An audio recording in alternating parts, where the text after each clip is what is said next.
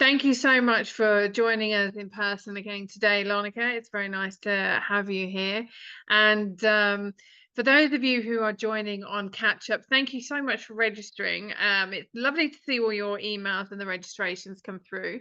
And I know that some of you are watching on the replay. So, but if you do have questions, please do send them through. But it would be better if you showed up with your questions and then I can answer them on the call. So, yes. Thank you all very much for registering. I know that we're having quite a number of you register on LinkedIn and register through the email and Eventbrite, but making sure that you show up adds a lot more of a dynamic. So I'd really love to see some of you here. But if you're not here, you're still getting the recording. You're still getting the benefit. I'm still being of service.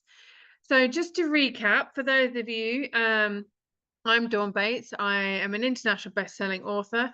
I know that's to some people, lots of people are international best-selling authors these days, with some of the sneaky tactics that they do. But I also am a reader first. And I find that really important to note. So reader, writer, author, and then I'm a publisher. And so today's event that we're looking at, we're going to be looking at the empathy and the ethics of writing and how we're going to be writing them. So I'm going to jump on and start just start going through everything that we need to go through today. So as I start getting everything ready, I nearly did the down. Oh dear. You would think. Okay, let's do present. Ta-da. Present, right. And I believe I've got this going right. Oh, Lordy. Bear with me 1 second. Right, there we go.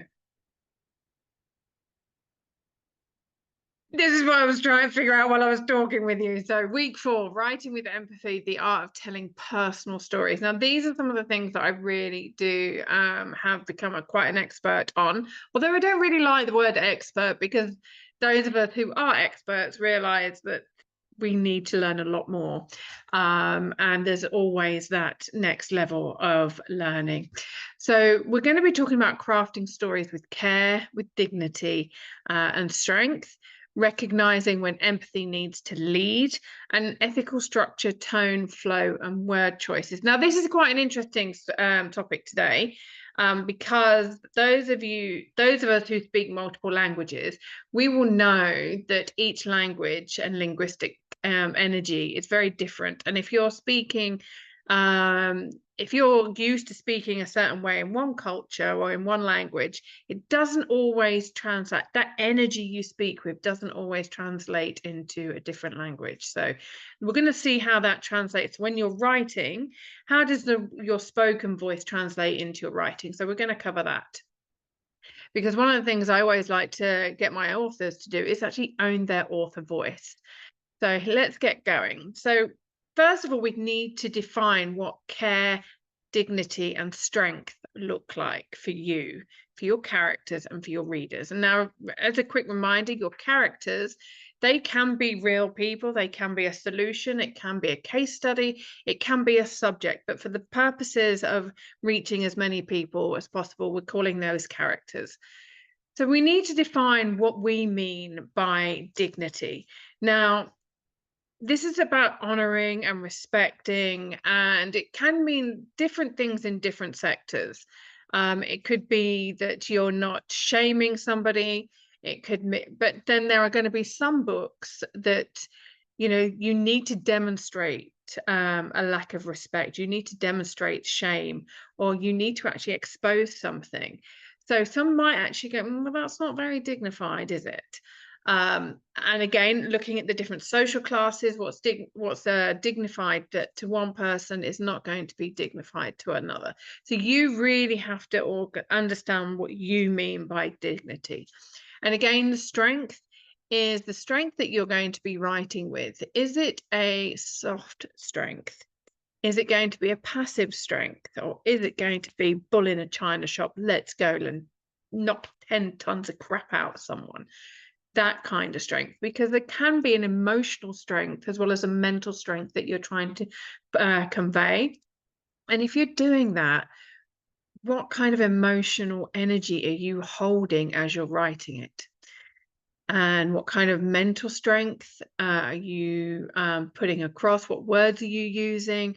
Because again, once we understand what all of these words mean for us, then, and we know what they mean for our intended audience, then we get to choose a very different set of vocabulary, and a different set of vocabulary.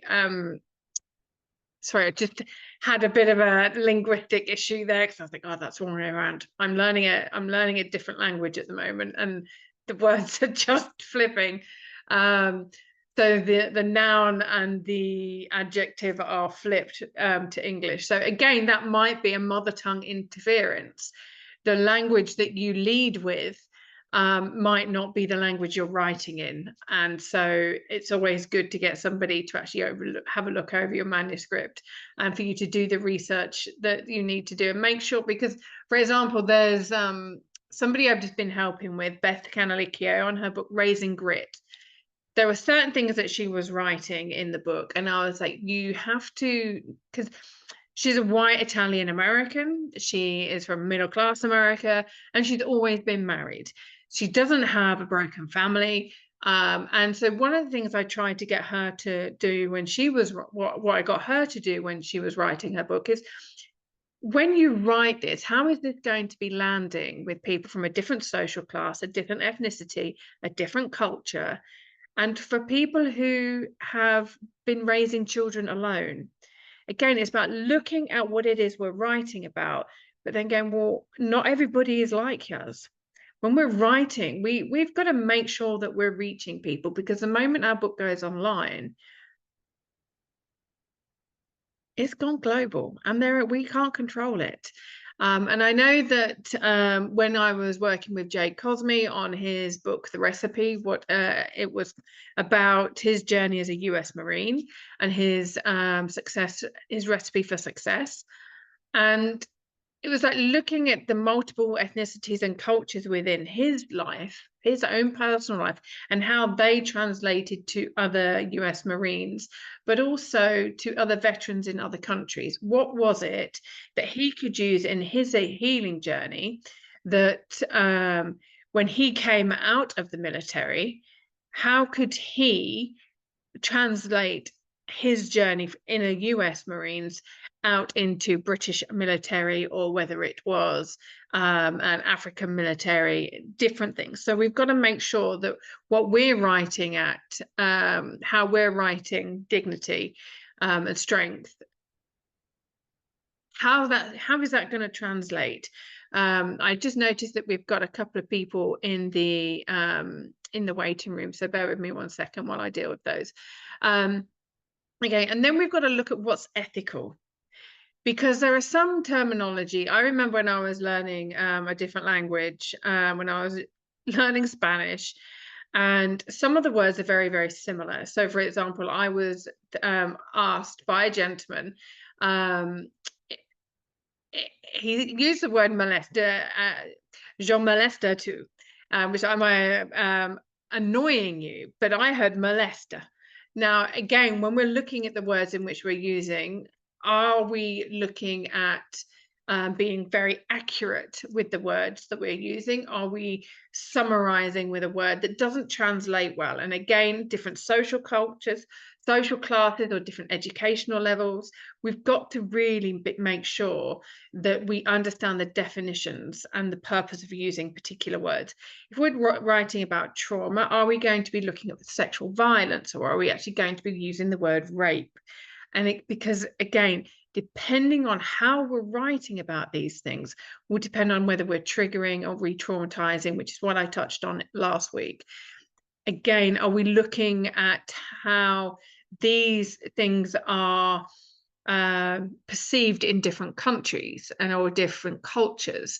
And also looking at, I mean, I wanted to bring in Aristotle's The Golden Mean and looking at the virtues, because when we're looking at the different elements of philosophy, when we start, I don't expect you to go and study philosophy or go and study for Aristotle, but looking at what we're looking for, something in our books, the greatest happiness of the greatest number, which I believe is a Kant philosophy. And we have to make sure that we are not just addressing a particular issue. I know that I was talking with one of you last week about your book, and the sensitive nature of your subject is not to do with trauma, it's not to do with abuse, but it is tackling a level of government corruption. And how are you going to be taking care of that, and what kind of wording are you going to be using, or what you're going to be sharing going to be triggering the right people? And I say triggering because we want to trigger people in the right kind of way, but to some people, to be triggered actually is a traumatizing thing, and we don't want to be traumatizing, we want to be triggering thought processes. So it's just, again, making sure we understand the definitions and the purpose of the words that we're using. Because when we do that, we then start to look at the energy that these words hold. We look at the energy that we're holding on to, and what is the, again, to use the word energy, what is the energy the story is going to hold? Because if we're going to be talking about pollutants in the air, maybe it's chemtrails, whether it's pollution, like pollution, microplastics in the ocean, whether we're looking at racism or religious abuse, there is a lot of heavy energy there. And how do we make sure that when we're writing that we're doing it with the care and the respect for the historical elements of where this has all come from? Because, and I'm going to use racism as an example today, because where I grew up was a very racist area. Was it racist intentionally or unconsciously? Now, when you consider the age of the majority of the people where I grew up, and the fact that it was quite a very remote area, you can say that it was an unconscious racism. These people, it wasn't that they hated everybody that was not white, but they weren't making steps to be inclusive, but they would never do harm to somebody in their eyes. So again, it's about looking at the intentions and the energies of those within your story, because sometimes we are coming at it from a bias, we are coming at it from a new generation, or we're coming at it from a different culture. And it's about understanding the energy, because once we understand that and we can label that energy, then we get a chance to create some alchemy around it, and change it from something offensive to something that intrigues people enough to learn to change behaviors. And it creates this awakening of, oh my goodness, I'd never seen it in that way. And those of us who have done lots of training sessions, we will know that we have probably heard the same thing many times, but it takes one speaker to say something, or one book to write, an author that's written something in a particular way, and we go, oh my God, I get it now. And it's again because they've understood the energy. They've understood what's gone before it. They've understood the fear that's been propagated by other people, maybe journalists, maybe their parents, maybe the neighbor, maybe it's been a teacher. Again, it's looking at the bias and the unconscious conditioning that's gone behind something. And when we do that, we unravel a level of dignity within ourselves. We unravel a level of respect, because once we start to understand, we start to command respect for others and the situation, the total situation. And again, that's where our research, which I covered in week 2, when we're looking at where the research that we've done and that we're bringing together and we can actually go, well, actually, this is why this is happening. This is why these people are this way. This has been there. Maybe it's a kinship system. Maybe it's something that's been matrilineal, and we're coming from a patrilineal system. So we've got to make sure that we're understanding what we're doing and why we're doing it. Because if there's no awakening within us and we're not understanding our own energy, then we're putting something out there that doesn't actually achieve much other than to alienate people. And we don't want to be alienating people. We want to be making them think. We probably want to be creating polarization in a constructive way. But what we're seeing in the world is polarization and these clickbait titles and headlines. And we don't want to be doing that, because that's mindless activism. And we're looking at intelligence here. We want our work to be respected. We want it to have dignity, and we want it to be of a discerning nature. The other part of writing with care and writing with respect comes from understanding empathy. Now, this is a word that so many people use, and it's a word that is often, like the word love and sorry, it's overused. And having empathy doesn't mean having sympathy. And having empathy doesn't always mean that you're caring. And again, it's understanding the distinction between these words to make sure that we are delivering on our promise, not just our promise to our readers, but our promise to ourselves, and the promise of our purpose. Why are we here? What is it that we're writing for? What is it? Who is it that we are wanting to help transform? And sorry, I keep getting some noises in my headset, which is quite distracting. I'm not quite sure if somebody's off mute. So if we could just double check that, please. Again, what are we looking at? Because when we create a movement, when we create traction, we actually want to take people with us. We want people to be understanding that we are coming from a good place. We might be straight talking, we might be assertive, we might be sharing some really hard truths, and being able to back that up with factual information, because again, truth and fact, they're not always the same. I had a chap say to me a couple of days ago that something was fact. It wasn't actually fact, that he wasn't actually truthful in that. And again, that was just a fact that he had made up from his perspective. And that's something else that we need to be looking at, because if we are writing, whatever we're writing about, whether it's history, whether it's about geography or religion or politics, or trauma, or whatever it is that we're writing about, we need to understand where our truth and the facts are interchangeable, but also just because it is fact for one person doesn't mean to say it's truth, and vice versa. Now, the emotions that get elicited when we speak a truth or we share facts with people, I believe I mentioned this in my first series, it's about pulling on a red thread.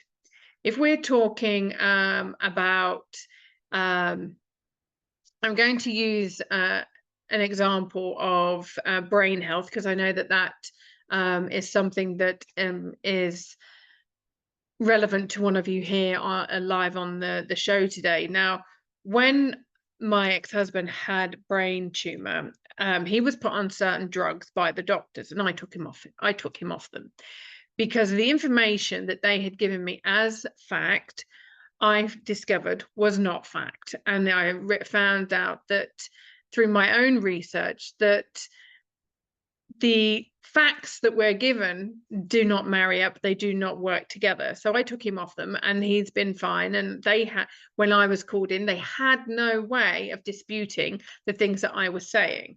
because they were looking at it from a neurological point of view, and I was looking at it from a histology point of view and an oncology point of view, and there were lots of different things there that were going on. It's like when you're looking at law, when you are if you're in a law, if you're in a court of law, you may be dealing with a criminal case, but family law may also play a part.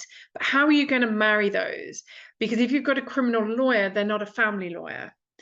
And you've got to find the truth and the facts between them and be able to work those together. And it can get really complicated. So, for example, if we're looking at human rights law, but we're also looking at corporate law, how are they going to marry together?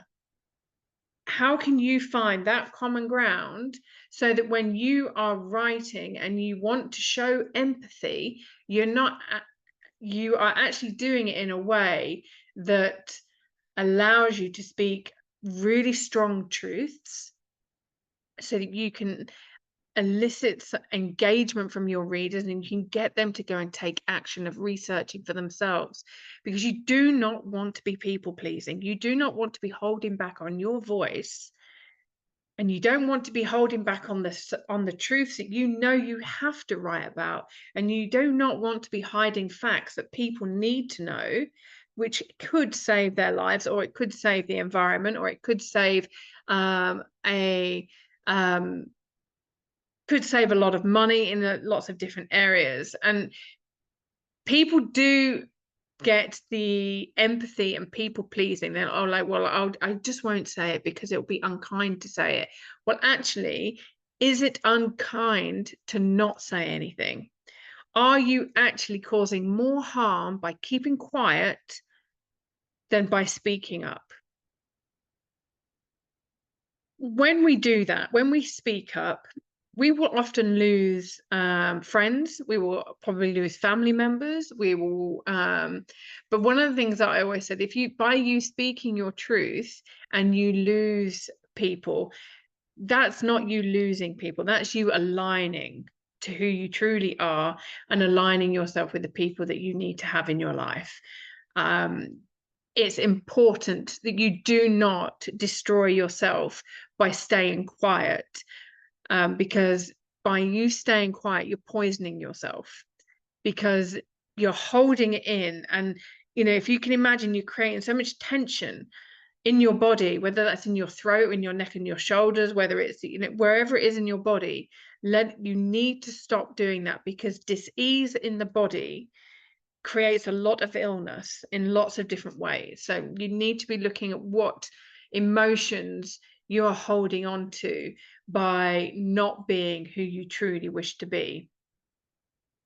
Again, this is making sure that you're not just caring about the reader and caring about the subject, but you're also caring about your journey and caring about the future of yourself, because to not write what it is you're born to write or what you need to write could actually be the biggest potential hazard in your own life, and your own sanity. I'm sure there's somebody, I don't know if anybody else can hear it, but I've got this clicking in my ear, so it's quite distracting. So again, I'm sorry that there's that going on at the moment. Now, one of the other things that is really quite interesting about when we're looking at the alchemy and we're looking at the words and what our meanings are, when we get to dive into what we believe certain words mean and the vocabulary and the energies, we're actually going, okay, well, I didn't realize I knew that about myself. I did not know that about myself. And there will be certain research that comes up that will really challenge you. And you might not want to write for the rest of that day. You might actually, I've been like, well, I'm not just, you close the book, you put it down and you're like, I'm not, I just need to have a break. Because you're struggling with what it is that you're learning. You're struggling with emotions such as anger, because you can't believe that certain things have gone on for as long as they've gone on for. And you have this level of frustration that you can't be the only one who knows. You can't be the only one who sees it this way. Why is it being covered up? Or why is it there's so much injustice? And sometimes what I do is when I get like that, I just write and I purge it all out. And it's like, okay, this is probably never going to get published. It's probably going to land on what we call the cutting room floor. But it's absolutely essential that you get that out. It's essential because what that then does is once it's out and you can breathe, you can actually then go back over that and you can actually, that was a good process. I've alchemized that. And the frustrations that we sometimes feel are some of the biggest lessons. And what we tend to find is that when we've written from that space, that's when we find our true writing style. Because some people that I've worked with, and I have been hold my hand up for this, you're writing, you're like, okay, I'm writing, this is really, but we're writing for others. And when I say we're writing for others, it's like almost as if we are writing what and in a style that we think others want us to write in. And that's not what we do. We need to own our voice, and our brand voice and our author voice and our spoken voice. They can be very different, but that's when we get into the pretense and the people pleasing. We have to write from our soul. And as Beth will tell you, I would say to her regularly, I don't want this Beth that you've written the book by. I want the Beth that's in WhatsApp. I want the energy of Beth from WhatsApp in your book. And I say that to a lot of my clients. I'm using Beth as an example because she's the most recent one that I've said it to. And it's that passion and that fire and that frustration that needs to come out. So you're showing people, and you're placing that energy in there, so it changes the tone of the book, it changes the energy and it uplifts it, and it gets people engaged. If you're having a rant, that's sometimes the best thing, because people are like, oh my god, she's having a rant, oh, and like they're really engaged and they want to hear it. And people will say, oh, I love it when you get off on a rant. But if it goes on for too long, then it can be quite disengaging. So it's about looking at the different chapters that you're writing. Does this particular chapter need it to be a rant, followed by a chapter that's quite soothing? I mentioned it about the Alive to Thrive book when we had some quite harsh subjects. There was bullying in school, there was corporate abuse, there was human trafficking, there was rape, there was postpartum depression. And it's about, even though those chapters were written by different people and your book might be written purely by yourself, you still have to look at the journey of emotions and the care that you're placing within each within the book, because you cannot be all heavy and then really smooth. You need, like, you'll notice whenever you're reading a fiction book or a textbook, you will have that breakdown. So you'll have like lots of research, then you'll probably have some activities to do, and then some reflection, there might be some stats. You will see an action scene, and then a romance scene, and then an action scene, and then a really reflective scene. Again, you still got to keep that going regardless of whether you're writing a memoir or not. You need to be taking people on that journey. It cannot just be all the way through. That's just not a good, it's just not good. And looking, because when we do that, we're leading people through the story, we're taking them on that journey. And if we are somebody who understands leadership, then, or has done quite a lot of leadership, I should say, rather than management, we'll know that by taking people with us, like, leadership is about engaging people's hearts and minds, and giving them the space to step up and actually take on that story themselves to that next level. And that's where we're looking at the alchemy of what it is that we're writing. And when you are in that space of writing, from a leadership position. Are you writing as a leader that you know you can be? Are you writing from the position of leadership that you think you should be? Are you writing from a place of not really understanding who you are? Because if you are not understanding who you are and why you're writing in this way, you could get to the point of where you're deleting 10, 20, 30,000 words. So I've been there. I have smashed out 30,000 words and I've gone, you know what, that's just not the book. Delete.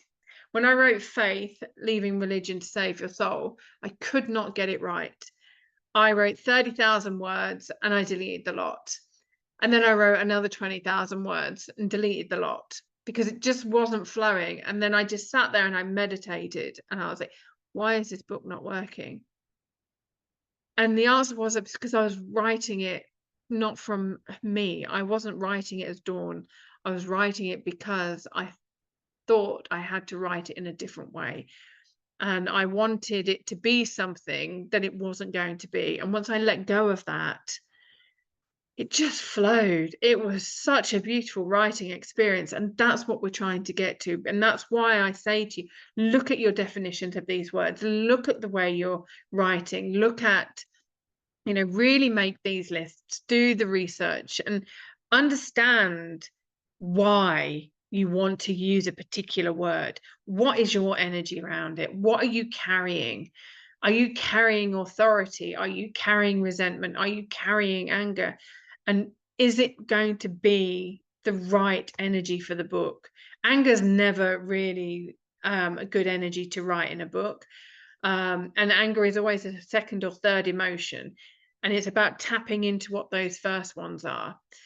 And as I was saying, that when we're in that negative energy, we step outside of ethics and what is ethical. And we've got to understand, as I just mentioned, what is ethical in one field of law or one culture might not be ethical in another. And it's about looking at your genre and looking, and are you reading books from your genre? Are you reading the books of your intended audience? Do you even know who your intended audience are? We don't really want to be a Jack Sparrow where he doesn't really know what he wants, but his compass does. So he thinks he wants to go northeast, but the compass is saying northwest. Sorry, northwest. Northwest. That's a bit of sailor talk there for you. But so he doesn't really understand where his compass is going because it's like the compass isn't working. Our moral compass is always working, and it's about us understanding that and tapping into that higher consciousness to guide us. That's why I call it the conscious unconscious creation process that I run through with my clients. And looking at what, like I said, when we understand what's come from the past and what's led certain, what events have led to us being in a certain situation, were the intentions ethical? Were the intentions moral? But it's just got misguided. So, for example, as policing, let's just take policing. There are lots of people within the police force that are really good and kind people and they want to help protect others. And yet there are some that are just bullies in uniform. And when you have these people together, which one is the stronger force? And those of you who have been doing self-development for quite a while, it's like, you've got the good wolf and the bad wolf. Which one are you going to listen to? You've got your angel and your devil. Which one are you listening to? And which one in which situation? Do we have situational ethics? Do we have consequential ethics? What are we looking at? And how are the multiple cultures that we're all living in? Because we'll have our family culture, we'll have our social culture, and we'll have our work culture. Then we've got our generational culture. Where are we finding all of the balance in those so that we can write from our highest self? Again, ethics is, I love ethics, and it's such a huge subject. Like I said, we know, are we going down the greatest number, happiness of the greatest number, or are we going with the golden mean from Aristotle? What is it that we are truly wanting from our book? Because if we are writing about something that is going to be really truly transformational, then it has to be something that feels ethical to you. And because if it's feeling ethical to you, then you are going to call in you're going to call in your readers. But if you're confused, that energy that goes out into the world, it's going to be confusing.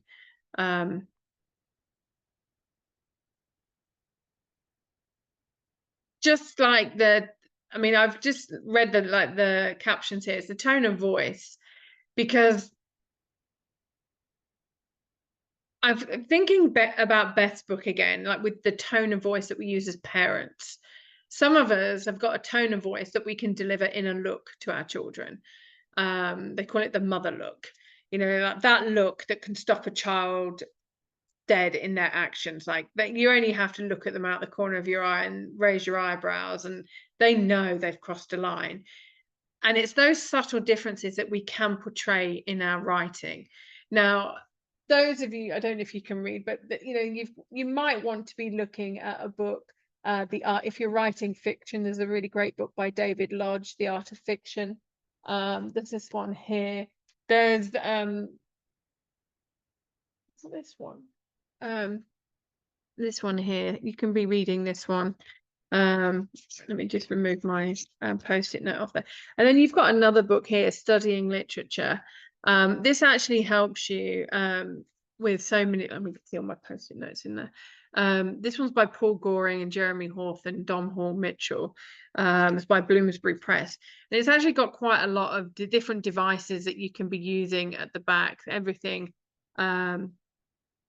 you know, that, I mean, it's looking at point of view, the poetics, plot, and then it's got the free indirect discourse and things like that, and how you use like memory and flashbacks. If you're going to be talking about flashbacks, how are you going to be writing them? How are you going to be portraying them? Are you going to be writing them in italics? Are you going to be using different things as bullet points? Are you going to have different clauses in there? So when you're writing a sentence, are you going to have a confirming clause in there? And again, depending on how you have learnt the language, whether you've gone quite grammatical, quite scientific in the linguistics, are you going to be looking at how to use metaphors within your writing? And with metaphors, I do ask you to take great care, because there's a lot of metaphors that are overused. They become so contrived, and they get quite boring, and they show laziness. And some people have asked me why I don't like the word diversity, because I prefer cultural cohesion. And it really just stems from understanding the origins of the words and the root words that we use. So when we look at diversity, it looks at, we're talking about divest, divorce, divide. It's all about the separation of people. We don't, and yes, our cultures are very different from around the world, but we're all human beings. And when we look at the word cohesion, we're looking at community, collaboration, coexistence, and it's a togetherness. So one of the things I've always done is said I work in cultural cohesion. And when you understand what's going on in the world at the moment, where a lot of DEI policies are being removed, a lot of people think that these are a bad idea, but they've actually caused, in a lot of ways, a lot more division within society and a lot more problems than they've actually solved. So while some people are, you know, blaming Trump for left, right, and centre for DEI issues being removed, some people are actually going, well, actually, it's probably a good thing. And it's actually, you know, again, we've got to look at the perspective, and we've got to look at the nuances, and we've got to actually understand the full story rather than just a headline.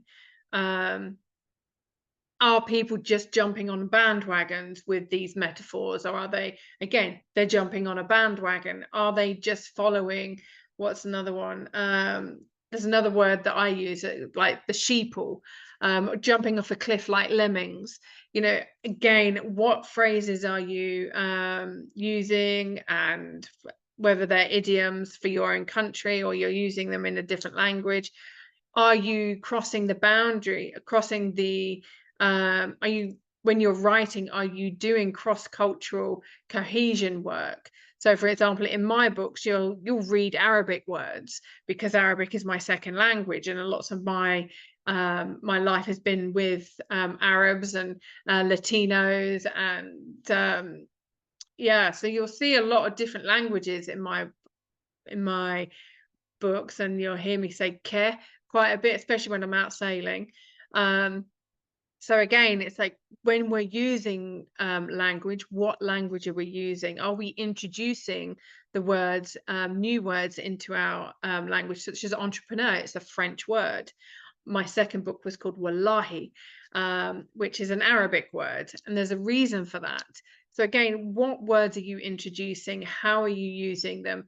What speed are you writing at? Are you using shorter words and shorter sentences to create speed and emphasis?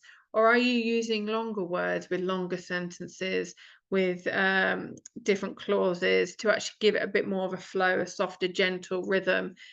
Again, understand all of that. Like, those are some really great books that I would recommend. The seventh thing would be, who's going to be reviewing your manuscript? Because when we finished a manuscript, we could give it to a friend to read, one who's probably an editor or somebody who enjoys reading books. But are they the best person to review your manuscript? Are they the best person to give you feedback? Is your editor the best person to give you feedback on the book's success? Remember, if you're working with a traditional publisher, they've bought your book from you. They've paid you to write for them and to fit their agenda. They've also bought your copyright, by the way. But then also, does an editor really understand the marketing aspect of it? Do they understand the social impact of your book? Do they understand the cultural nuances? Or are they just checking it for grammar? What expertise do they have in the subject that you've written in? Are they just looking to make sure that things are not plagiarized? Are they making sure that you've added the footnotes? And also, who are they? Like, where in the world are they? Do they have a bias to your subject? Are they going to be brutally honest, or are they going to be thinking, well, I best not be too honest because I don't want to lose this job. I don't want to upset them, but I do want to make them a better writer. So how am I going to, do you see what I mean? You've got to make sure that whoever it is who's reviewing your manuscript is going to be very honest with you. I had a client I did a manuscript assessment for, and such a great book that Kelly had written. But if she had gone to press with it as it was, the readers would have gone. There were 3 books in one, but there was a particular part of her book that if she had gone to publication, she would have been ripped to shreds. And when I do a manuscript assessment, I always channel my inner hater.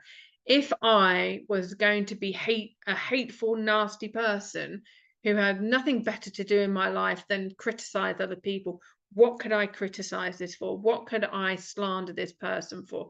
And the reason I do that is so that I can help prevent it as happening as much as possible to those who trust me. And although Kelly didn't like me very much to begin with, she saw that it came from a place of love. And so then she rewrote it, and it felt a lot better for her. So again, that could actually be a marketing story.